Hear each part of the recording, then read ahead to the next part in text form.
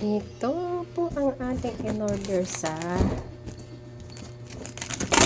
TikTok lang po ito. Ayan. Product ito ng DIY. So, ayan. Yung in-order natin na liquid. Ayan. May kasama siyang bottle. Ayan, tapos may mga sticker na yan siya. Ayun, oh. Tapos, ididikit mo na lang yan pag nalagay mo na yung liquid. Ayan, dishwashing liquid. Ayan, so kapag ayan, didikit mo na lang yan. 6 na bottle yan. Ayan, tapos ito na yung in-order natin na dishwashing liquid. Ayan. Hinalo ko ito. So, kagabi pa. So, aantayin pa natin kasi nga daw is 24 hours ito. Bago siya. Ililipat natin doon sa mga bottle nga ng dishwashing liquid.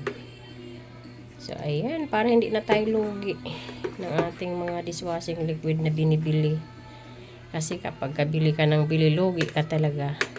Ito, sa halagang 129 pesos, ang malalagyan mo is 6 na bottle na. Ayan, ito po yung 6 na bottle. So, kung tutuusin, pag bumibili tayo ng ganitong bottle is nasa 45 ata, 40, ganun. Itong kalaking bottle. Pag binibili natin ito sa mga store, grocery or sa palengke. So, yung in-order natin 129 pesos, ang magagawa natin is 6 na bottle. So, sulit na yun. Hindi na tayo lugi doon. Ayan, dishwashing liquid. So, bukas ito, or mamayang, kasi kagabi ko pa ito ginawa, siguro mamayang gabi. Ayan, pwede na itong ilipat doon sa bottle liquid. O, sulit na yung 129 pesos kung tutuusin. Kung tutuusin is medyo marami-rami na to. Na-stock natin pang 1 buwan na to. Na-stock.